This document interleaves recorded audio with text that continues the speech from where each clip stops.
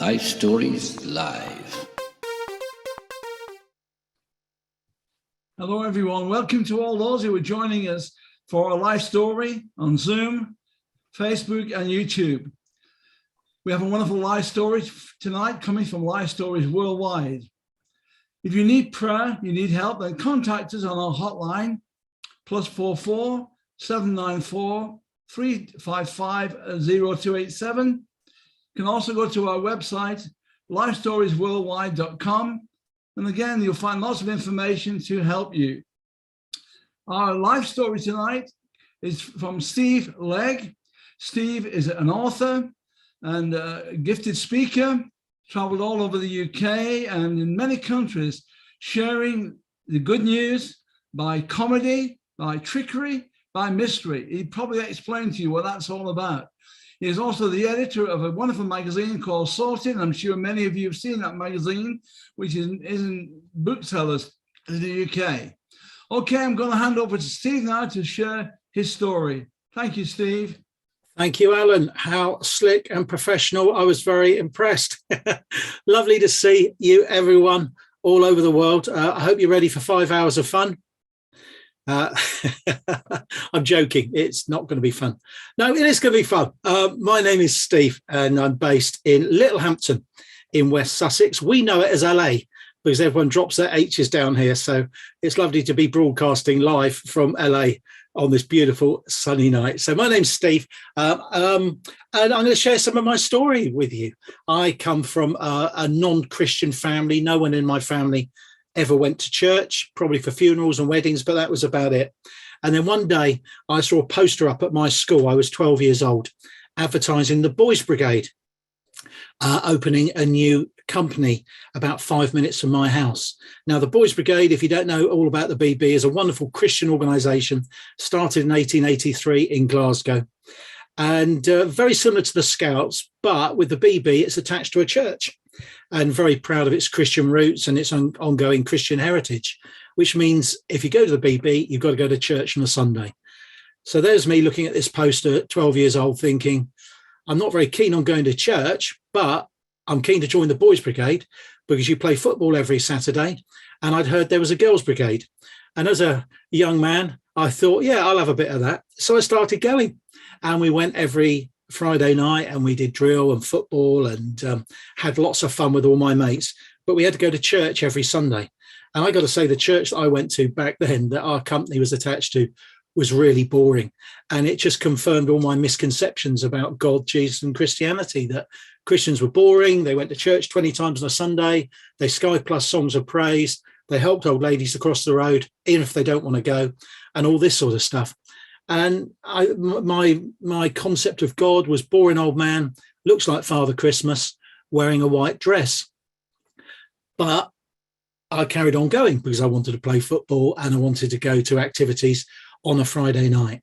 1 year on, we went to a Boys Brigade camp in Devon, and it was an amazing week.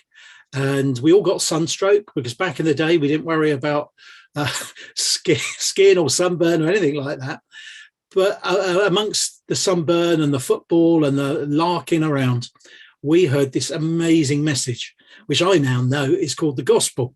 And the word gospel is a Christian word, but means good news. And I heard this good news from this amazing vicar that was there. His name was Bruce. And I've got to say, he wasn't very trendy. He played a harmonica type thing, and he told stories, and he drew little pictures and stuck them on a board. But he talked for the first time in a way that I understood about being a Christian and knowing Jesus properly. Because I used to think if you went to church, it'd make you a Christian.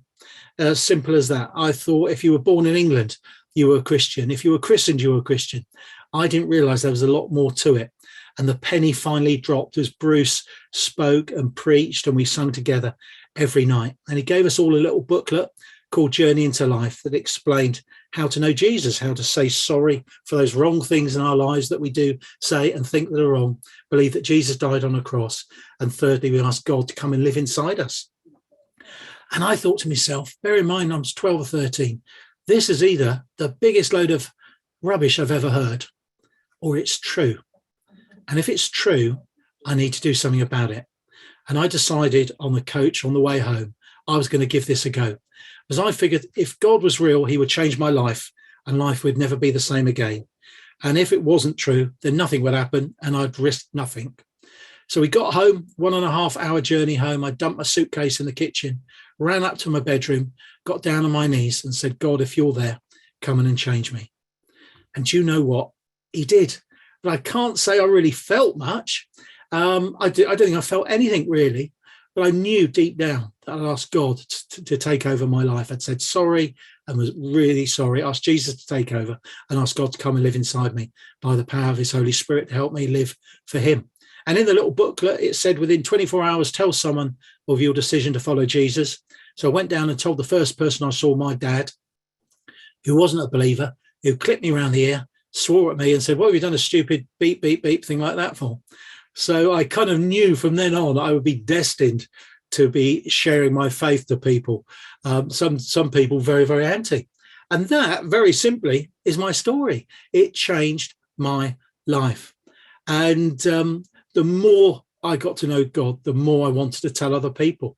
So as I said earlier, I realized this good news, this word gospel is good news, and good news is for sharing. And it's wrong to keep good news to ourselves, isn't it? And I became an avid faith sharer. I guess you might call me, it's a bit of a religious word that a lot of people don't like, an evangelist. But I started telling people. And I left school at 16 and I started working for Barclays Bank. And always messing around at work, always having a lot of fun with the customers, always being really sort of cheeky, but having a lot of fun along the way. And we would go out to the pub and we would go out to nightclubs.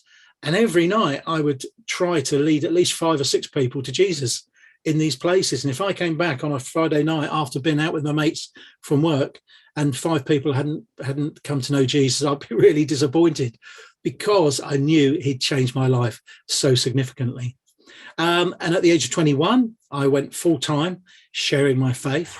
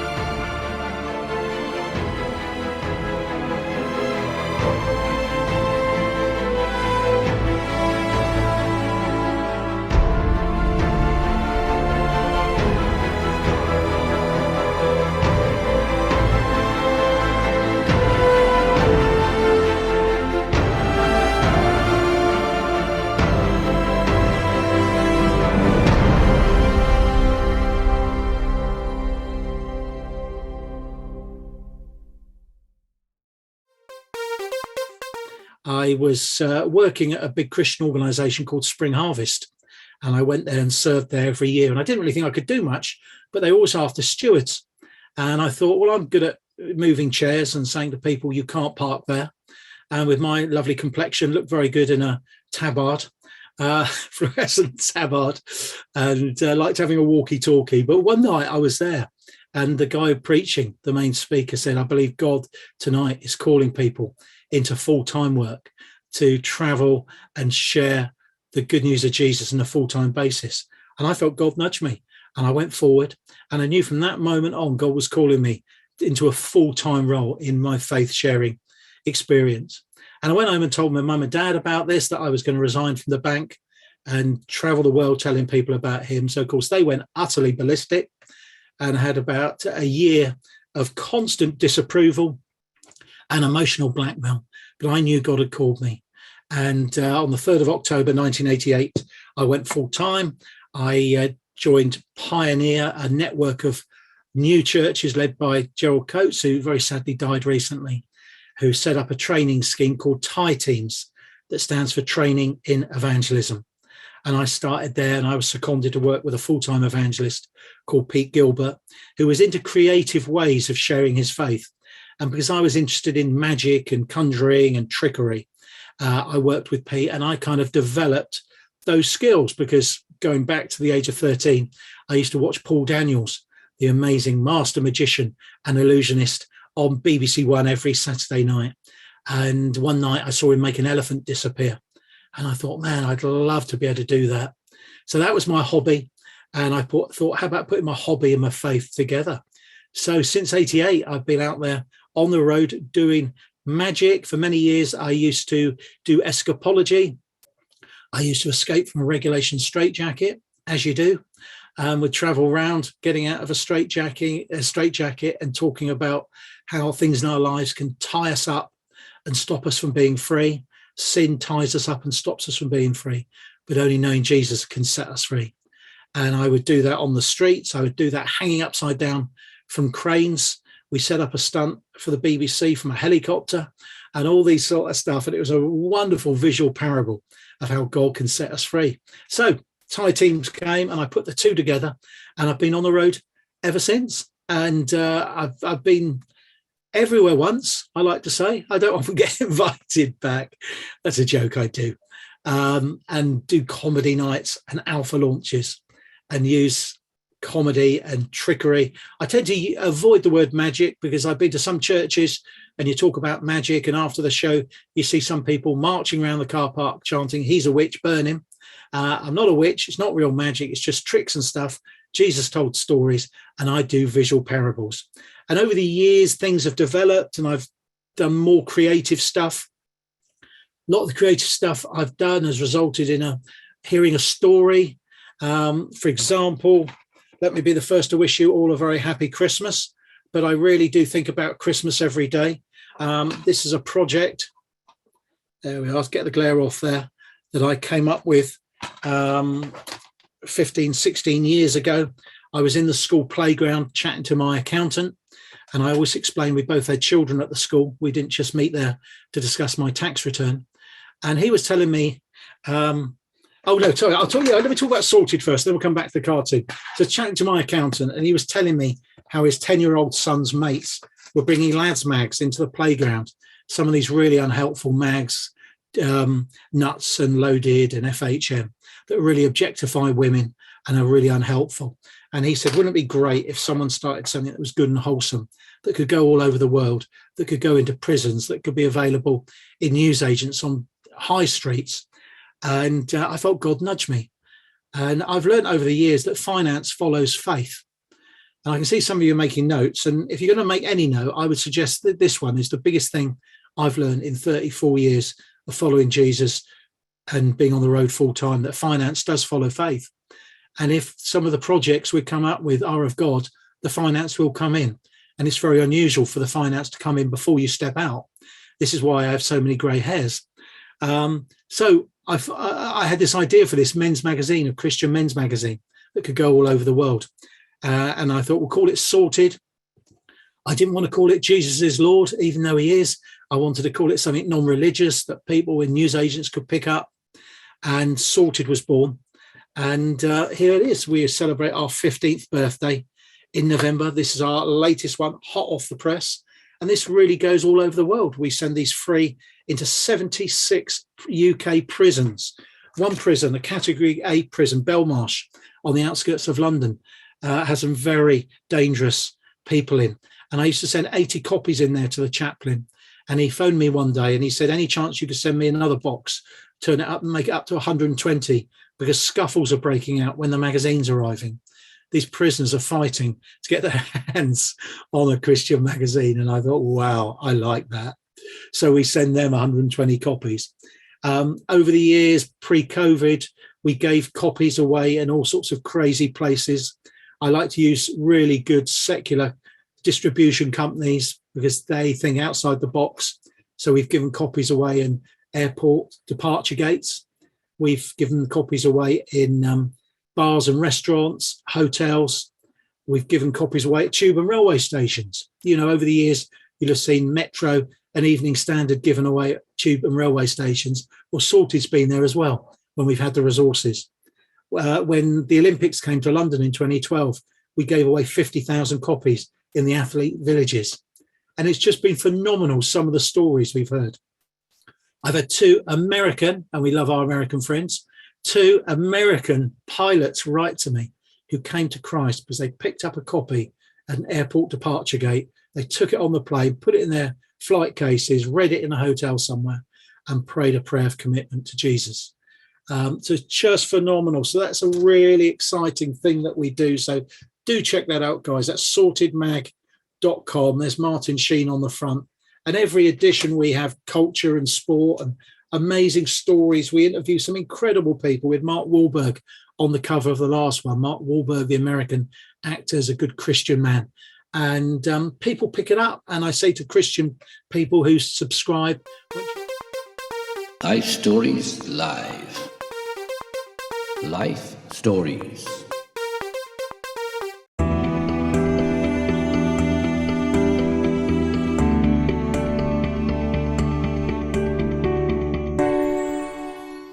Once you've read your copy, give it to a friend. Leave it somewhere. Leave it at the doctors, the dentists, the barbers. Leave it at work in the canteen. Put it through someone's door. Do it at midnight if you're really scared, because the gospel is good news and the gospel works, and it's laid out in such an attractive way in Sorted. So that's Sorted. That's one thing that we do. I write books on faith and some of the things that have happened over the years. Oh, and this is the Christmas thing I was going to tell you about as well. So this is It's a Boy. I've realised over the years that every year, certainly in the UK, and I know we've got people watching from all over the world, but certainly in the UK, every year, Jesus gets pushed out a little bit more at Christmas. Yeah, we've got people nodding. It's true, isn't it? And often as Christians, we complain about it, but we don't do anything positive. And I get fed up with people just moaning. I think we should do something positive.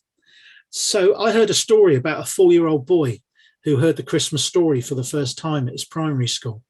And at the end of the day, he had a question for his teacher, and he was too embarrassed to ask in front of everyone else. So at the end of the day, he went up to his teacher and said, "Why did Mary and Joseph name their son Jesus after a swear word?"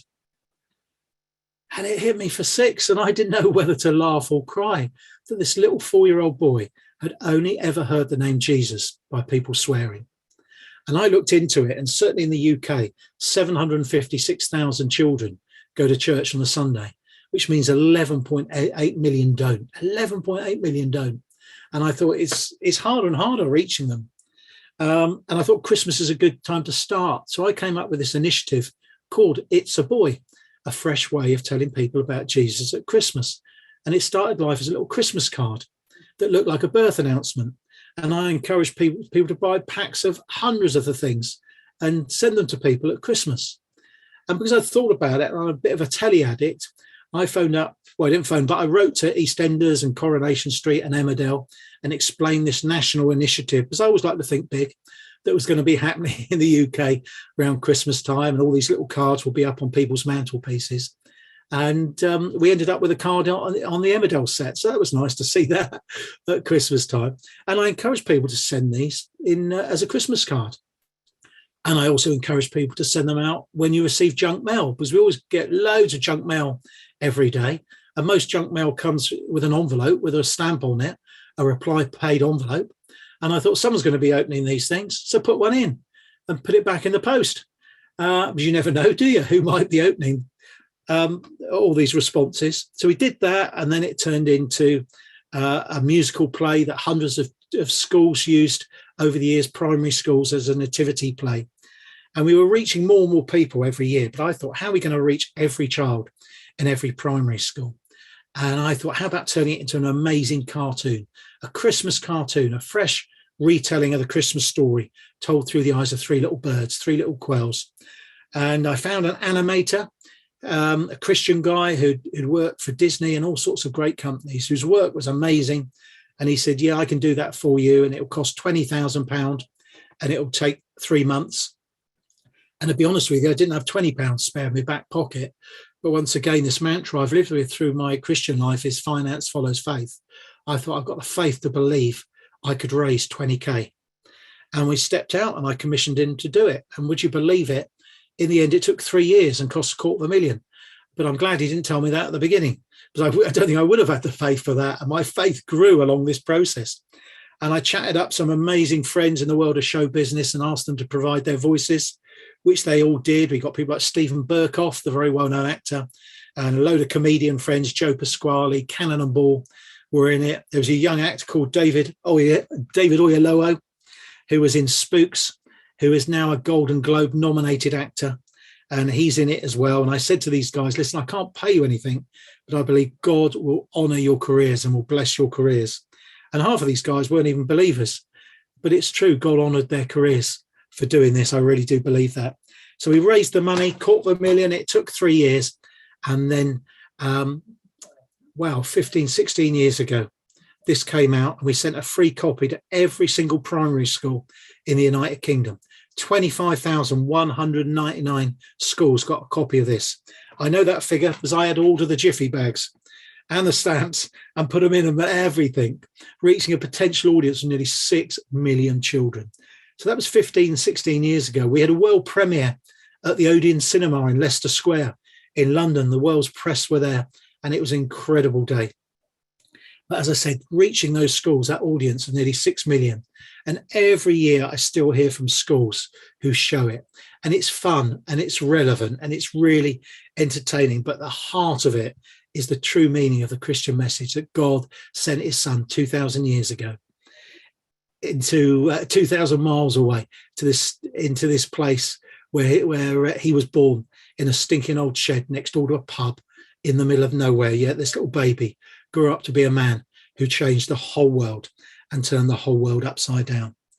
So that's It's a Boy as well. So do you know what, Alan and George? I think that's probably about it. That's all I want to say. I think maybe people might have some questions, but before I hand over to you, I'd just love to invite you to maybe pray with me just where you are. Because I keep saying this message, this gospel is good news. And this is the best news in the world, that God loves you so much. He risked everything. He sent the most precious thing he had, his one and only son, to this earth. And he lived an amazing life.